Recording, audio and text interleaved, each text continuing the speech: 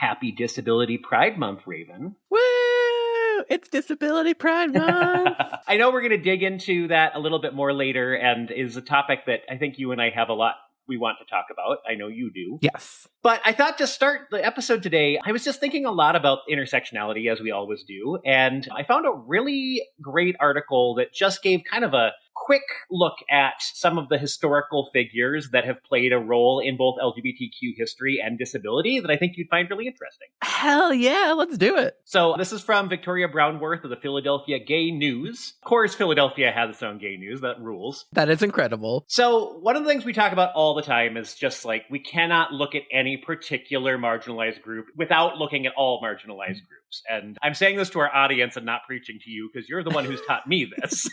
But there are some really interesting figures in history. And this article ends with something that I actually want to start with. So there's a lesbian comedian, Maysoon Zayid, who was interviewed, and this is the quote that really just like is such a foundational part of this article. Every issue is a disability issue because disability intersects with every other community. Disability does not discriminate. You're welcome to join us at any time, regardless of religion, faith, gender, or economic class. You're welcome to join us at any time is such a good way to put it. Hell yeah, you are. So one of the figures that I had not really thought about as intersectional in this, to start with, is Marsha P. Johnson. Yeah. Especially later in life, Marsha P. Johnson, who, as if you've heard our podcast before, we've talked about quite a bit, was absolutely instrumental in the Stonewall riots and went on to become one of the key people in the gay rights movement and in the trans rights movement. If you're listening to our podcast and you don't know who Martha P. Johnson is, you really should look up who Martha P. Johnson is. She is instrumental in the founding of trans rights in the United States. Go to Wikipedia. Yeah. Listen, I've got a couple of documentaries you can watch. One of those documentaries is Pay It No Mind, which I have actually seen only clips of, and I think I need to watch the whole thing. But one of the things she says is, I may be crazy, but that don't make me wrong. And that is because she was also diagnosed early on with some psychiatric disabilities. And those are not listed here. Whatever that particularly was, it actually doesn't matter. It's just another piece of her experience that is really important, and was an advocate, well-known advocate for trans rights, but also for disability rights, knowing that these things are intersectional. We've talked about her a number of times. I'm sure that in the future we will do a full deep dive into who she was, what her history is, everything like that. And it's awesome to hear that she has an intersectional background in not just her trans identity and her racial identity, but also in her disability identity. That's incredible. I also wanted to point to Morty Manford. I don't know if you're familiar with Morty, but he was instrumental after the Stonewall riots in a lot of civil rights activism, which led to his co-founding with his mother of PFLAG, which is Parents, Families, Friends of Lesbians and Gays, which is one of our biggest advocates. PFLAG is wonderful about pushing our podcast out to their members. Yes, they are. And Morty's mom was a huge advocate for Morty, but Morty was diagnosed early in his life with some psychiatric disabilities, and then went on to also have HIV, or died of complications from AIDS at the end of his life at only 41.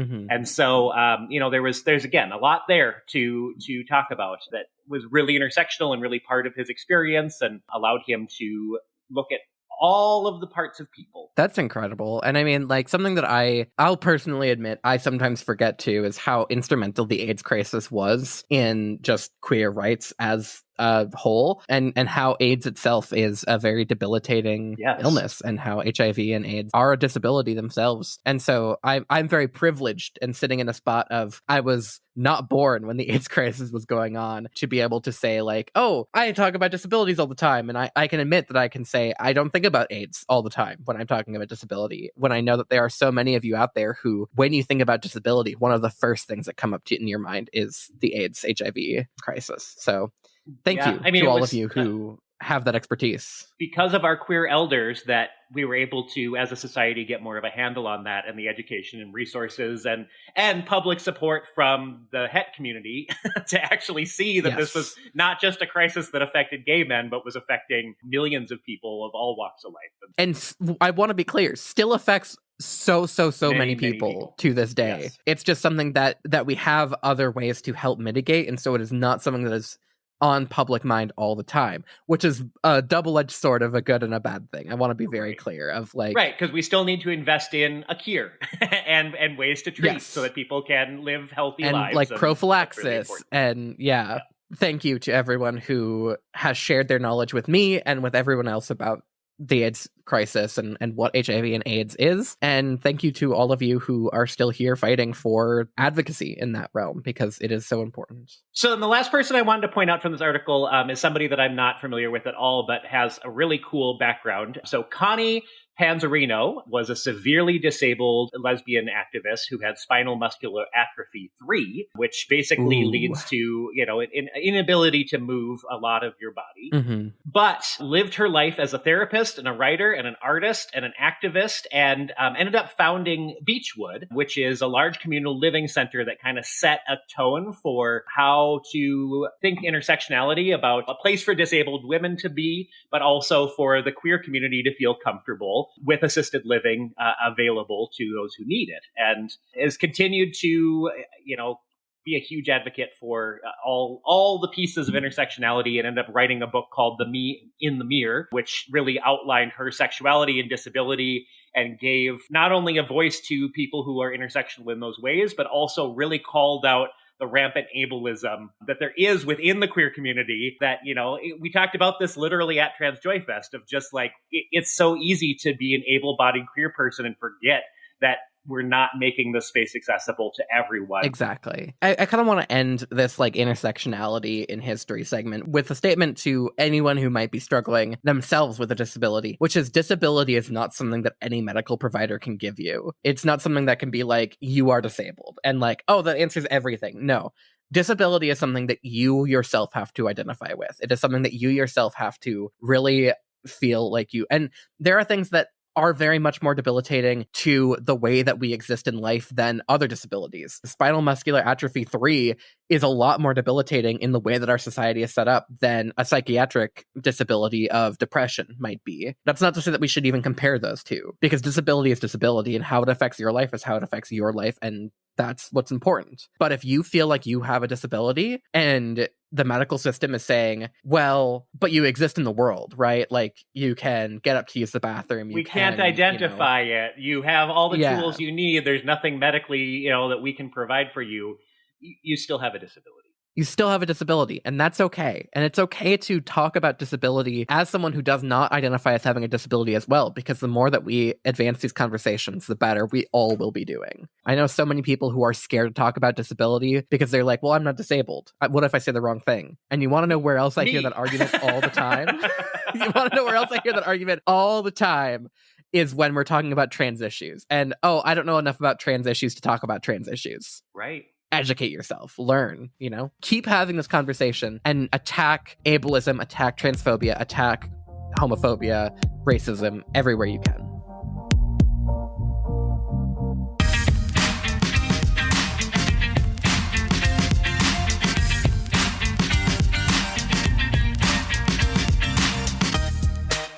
Hi, we're Raven, a transgender system. And I'm Cam, your dad. And this is The Transgenda, a podcast chronicling our transition. And a cisgender man learning how to support it. Cam, I've got some very exciting news that I want to share with you, but we're going to have to get into that a little bit later. Because cliffhanger. I know. A cliffhanger. As we talked about a little bit earlier, it is Disability Pride Month. Yay!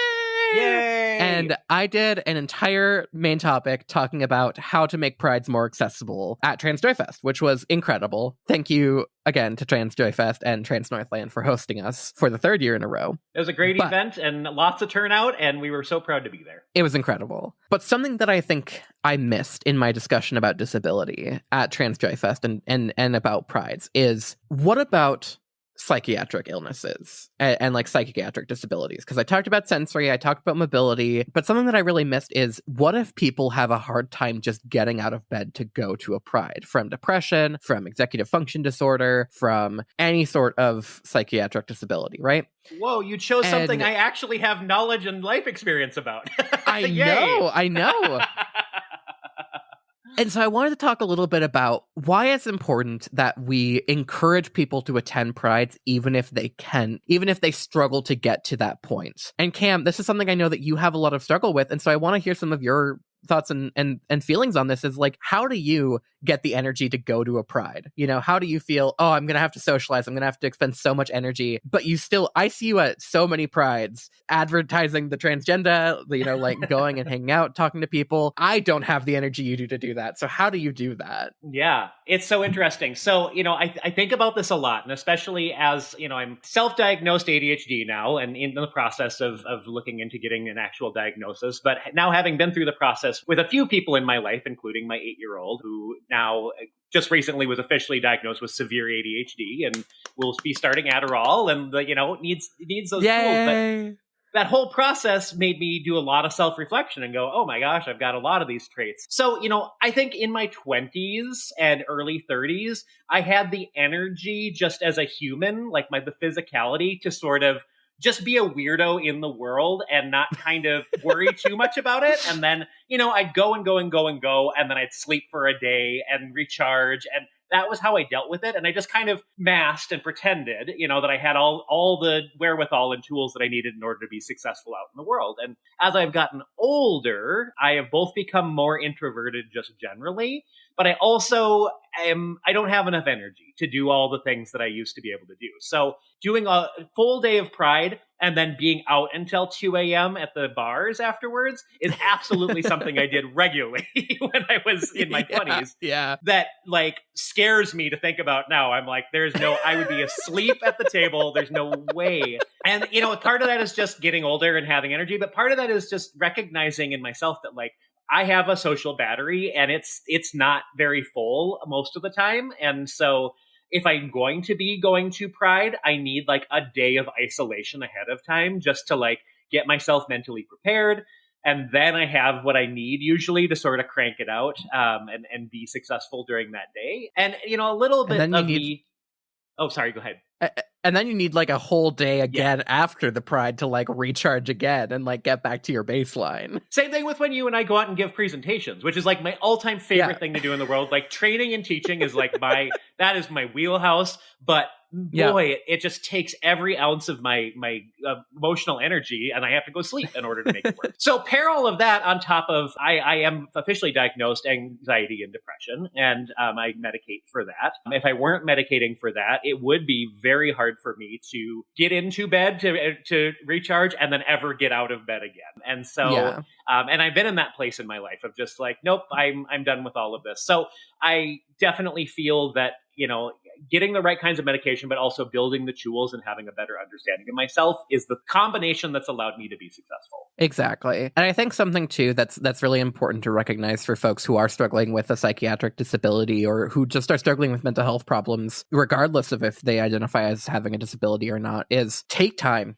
Take the time that you need. It is okay to spend a day in bed. Do not beat yourself up about that. If you are concerned about it, seek medical help for that, because that is okay. That's okay to seek for medical help for, but don't beat yourself up for something that you genuinely can't control. You cannot control the fact that you are stuck in bed for a day and a half recharging your energy because you have depression, because you have a limited social battery. It's okay. And this is why we talk openly about these things, is because I think up until even a few years ago in my life, nobody was having these conversations. And one thing that the pandemic did was really opened up people's mental health conversations and was it's pretty normal for people to go to therapy. It's pretty normal for people to spend a day in bed. Even the most successful people I know, that's a hidden part of their world. And when it started coming out that hey, this is real and people are doing this, it's oh, I don't have to pretend that I'm 24/7, alpha male cranking through the,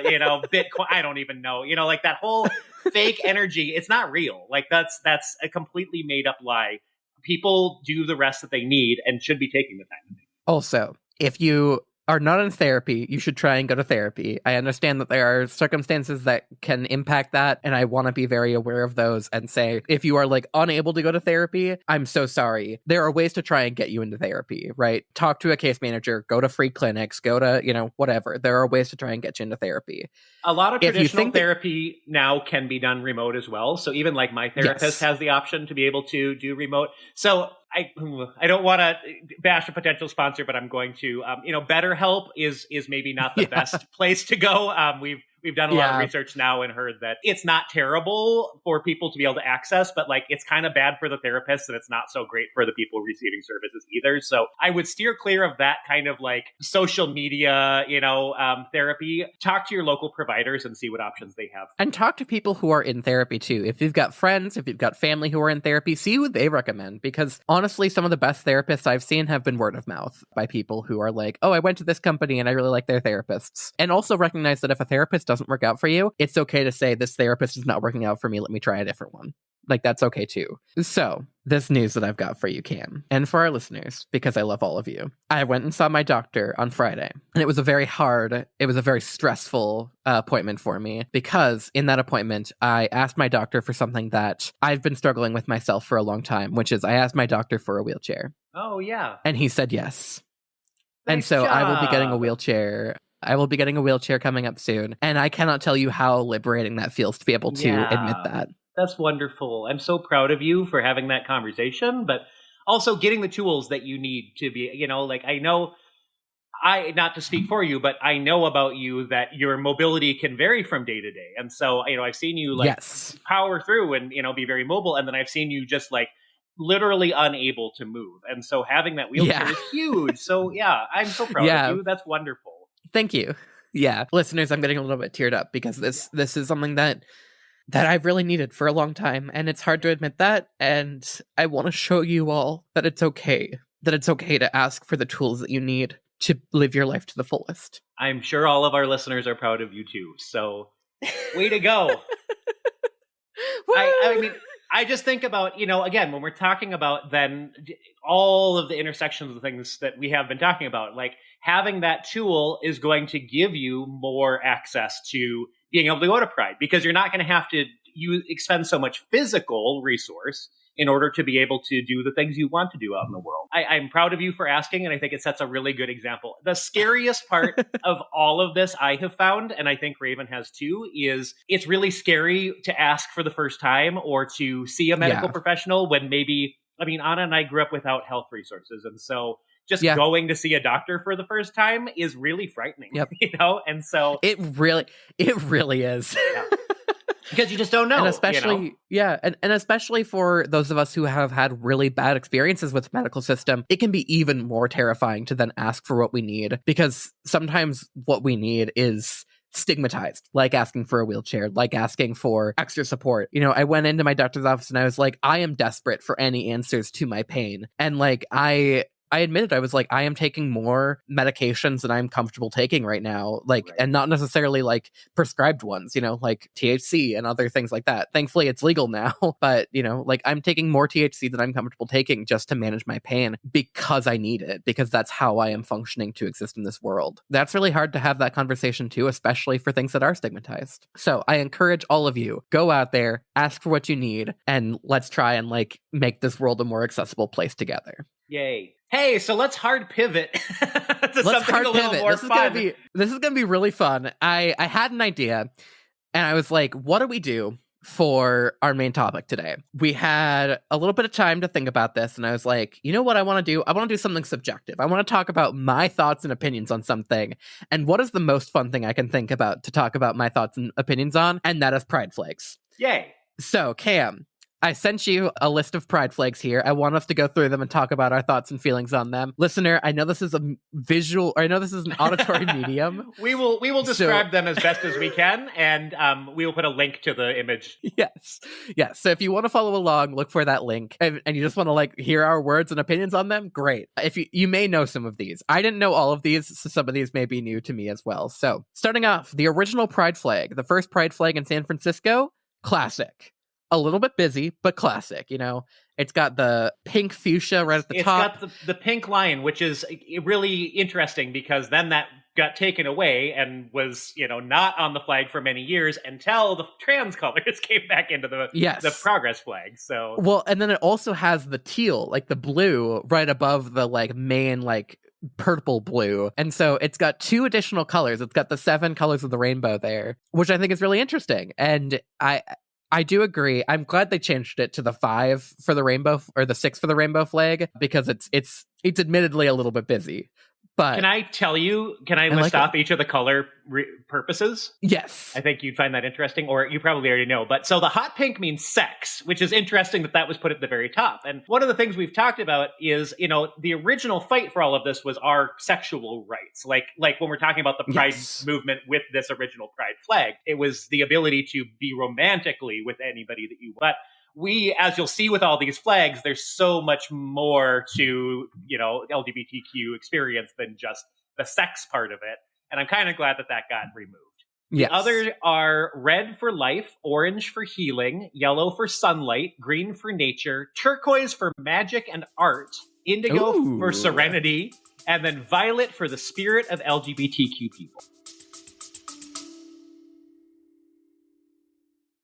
This episode is made possible with support from Motive Physical Therapy. If you're dealing with pain or injury, or just want to know if you're doing the right exercises for your body, you need to check out Motive PT.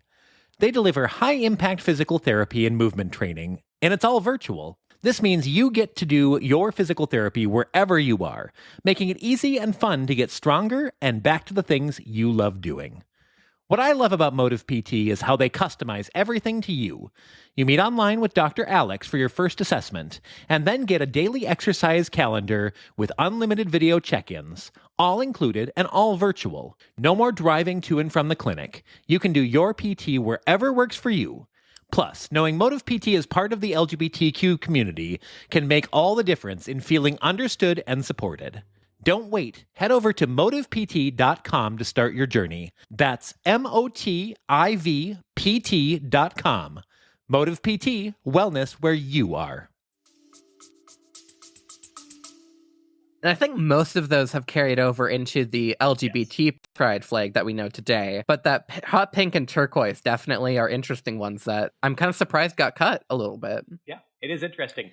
But it kind of makes sense because then we move on to the LGBT flag, the traditional, the one that you see, and it's just a rainbow. And it makes it a really iconic, very easy to use symbol and, pisses off the hard conservative Christian right. How many times every Pride post there'd be at least one comment that's like, the rainbow, that's God's rainbow, you can't take that away from God. They're like, oh, I don't think that's what we're doing. Yeah, God is the rainbow or whatever. Yeah, it's so weird. I love the rainbow pride flag. It is a good pride flag, but it's kind of bland, I'll admit. Yeah. If I were ranking it out of 10, I'd probably give it like a 5. Like, it's classic, it's kind of the default, but it's very much just a bland flag. It does the thing. As pride flags go. It's a very bright, colorful flag, as many flags go, but as pride flags go, it's kind of the default. The Philadelphia pride flag, with the POC inclusive black and brown stripes. I love this pride flag. This is a classic. It includes the BIPOC folks. Incredible. They also called that flag the More Color, More Pride flag, which I think is a really fun motto. That's awesome. That's a good name. 2017 is when that flag was first used in Philadelphia. And I think it was really key. Again, this is the first visual representation of the BIPOC community in Pride. And way to go, Philadelphia, for really bringing that out. Yeah, honestly. The Progress Pride flag, which is, in fact, a copyrighted work. I did not know this until the other day, but it is a copyrighted work that the artist has said as long as you are using it for free and you're not marketing it, you don't need to license it at all or anything like that. But as soon as you start to market it as a commercial good or something like that, then you have to pay a licensing fee, which I think is really cool. Interesting. Yeah. I guess that explains why I don't see that in corporate settings as much. That one's not as common in the aisles of Target, as exactly. The traditional. Yeah. And that's because they'd have to license it, which good on that. I think the artist is trans. Don't quote me on that, but I'm pretty sure. And good on them. Get that money, Yeah. I mean, well, and also, I know one of the things we're struggling with is corporate pride and how to, deal with. I think we need to resource our pride so that as many people can experience it as possible. But at the flip side, it's not about Target. It's not about, exactly.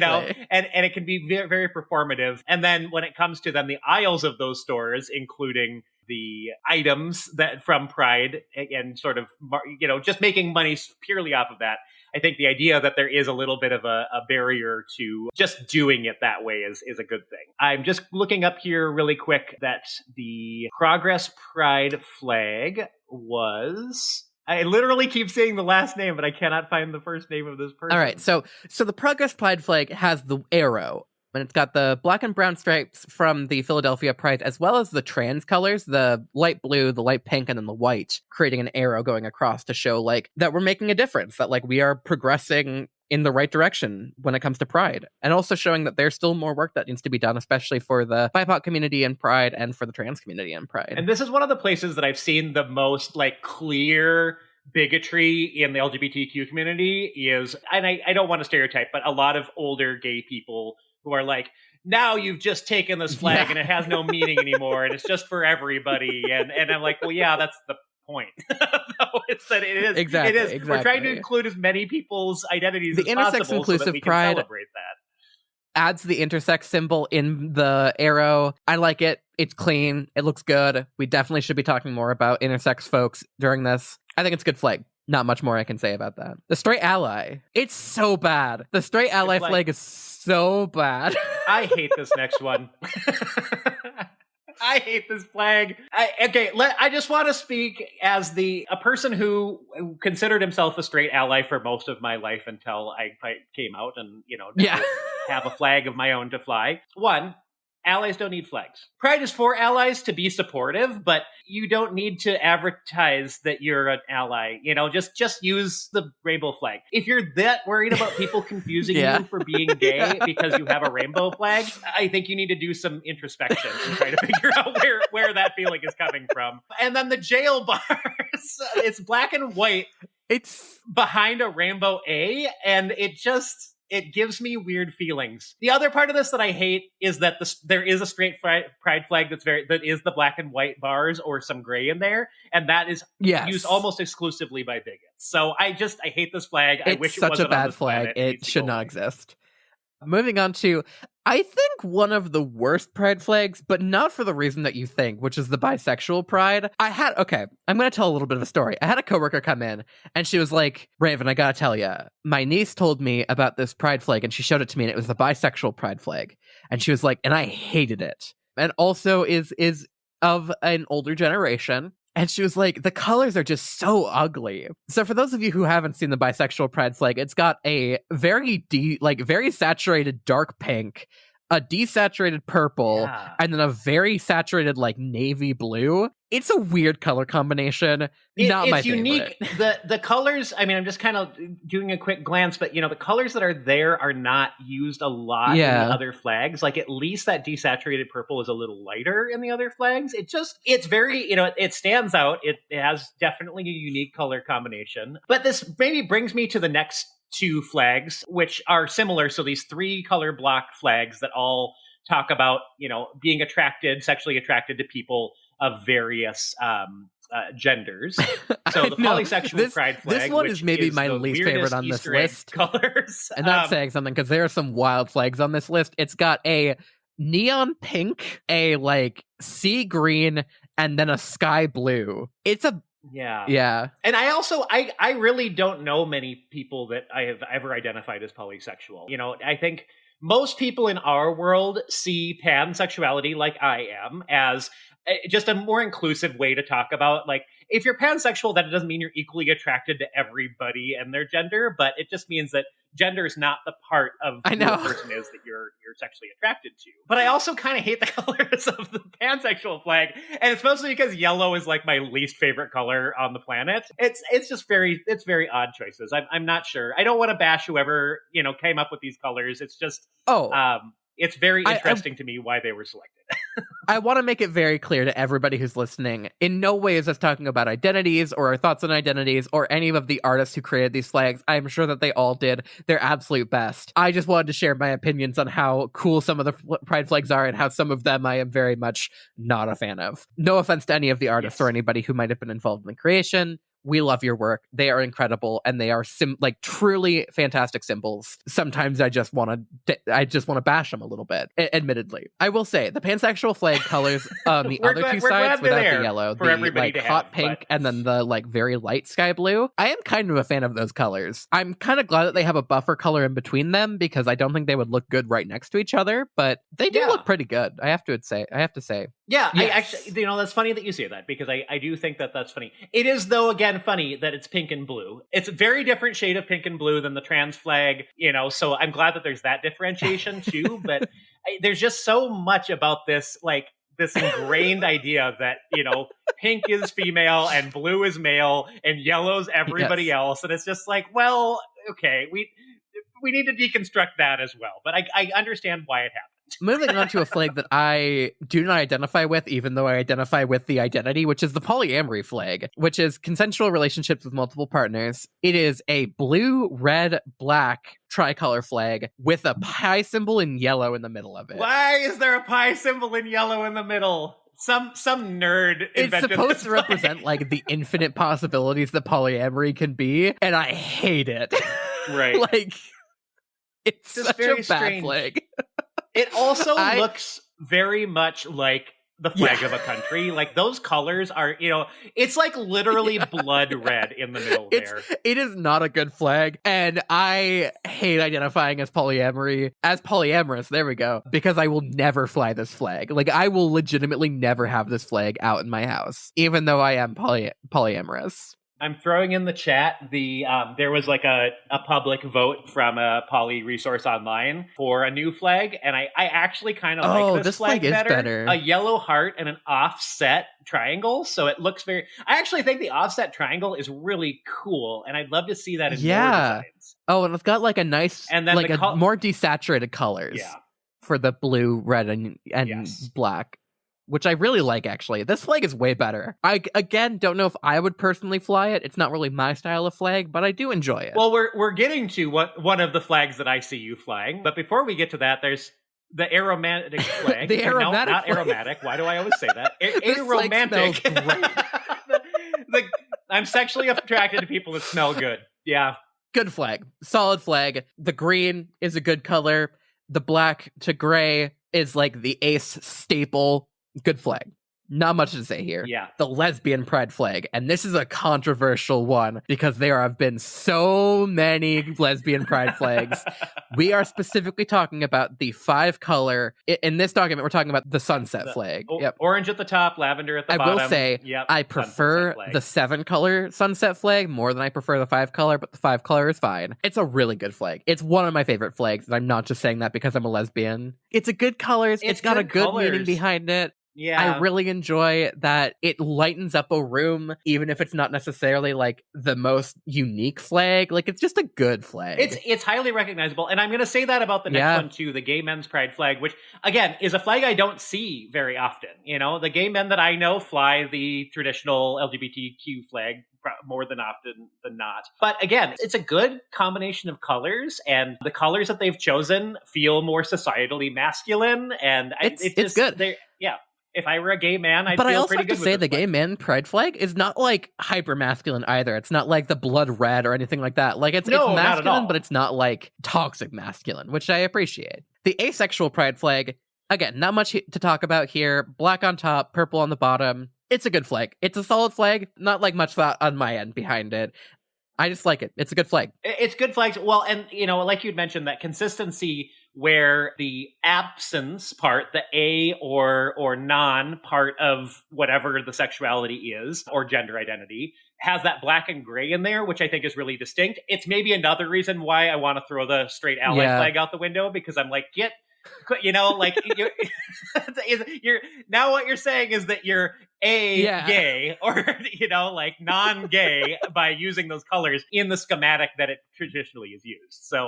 But I like that consistency. I'm not going to go over every single one of these flags because there are a lot of them and we just don't have time. Yeah. Demisexual pride flag, good. Not going to go over it. Gender flux pride flag, very interesting. I don't have enough information about this flag to really talk about it. Yeah. It's way a lot. Too many colors in this The trans pride flag, one of my favorites. And I will admit, I used to hate this flag. We've talked about on the show, I think. When I was very young, I hated this pride flag. And I think it was because I hated what it represented in me as like a trans person before I was okay with that. I've since grown to love it. It's one of my favorite pride flags. The blue, the pink, the white, it makes sense. I wish that it were more inclusive, but it makes sense for what it is. The non-binary pride flag, I have less issues with this than Andre does. Andre hates this flag. Yes. I didn't know that. even though they are non-binary, they actually prefer our next flag, the genderqueer flag. But the non-binary flag is fine. Yeah. It's just got yellow in it, which is not my favorite. It's not their favorite either.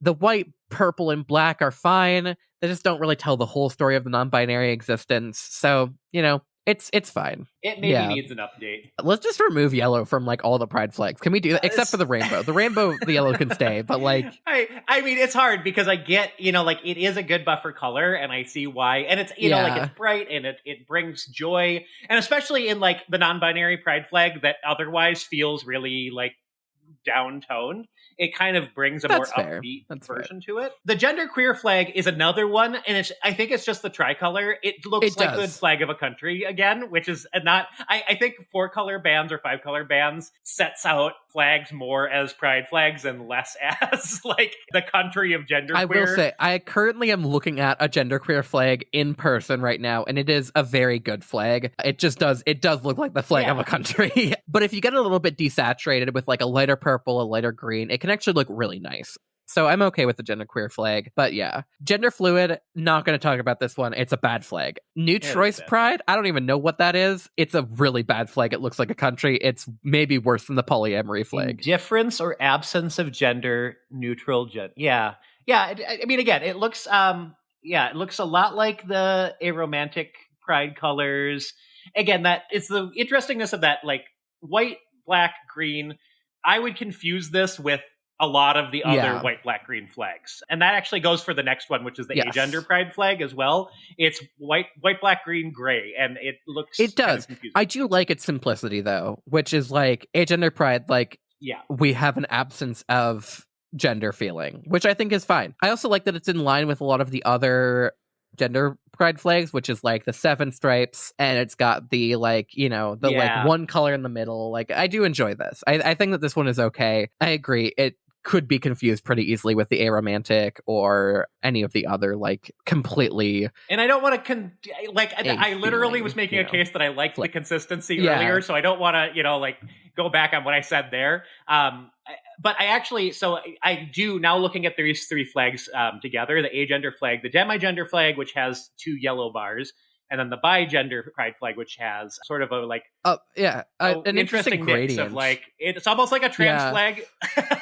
or it's almost like the lesbian or gay men flag, where it's like pink at the top, blue at the bottom, and then kind of a neutral color in the middle. I actually, that wasn't growing on me. I do enjoy the demigender flag with the light yellow. I think that it really encapsulates the experience of a demigender person, which is like experiencing partial connection to a gender without like that full connection. This is where yellow is okay. I think as long as it's like a light, like a baby kind of yellow, that's okay. The bigender flag is a good flag. I really like it. I have to say, I wish that it were one of my flags because I think it'd look really good. It's a very clear, easy to see flag. Intersex pride, very bright yellow with a purple circle in the center of it. I want to dislike this flag, but I actually kind of like it, I have to say. I agree.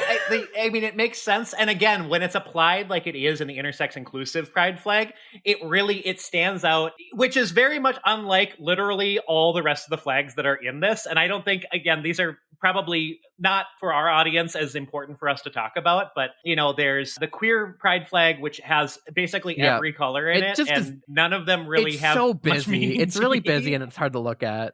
As a person that identifies as queer too, like I don't know that I would ever use that flag. I'll skip over. So the BDSM rights flag is literally like, it almost feels a little culturally appropriative because it's like got the yin and yang symbol.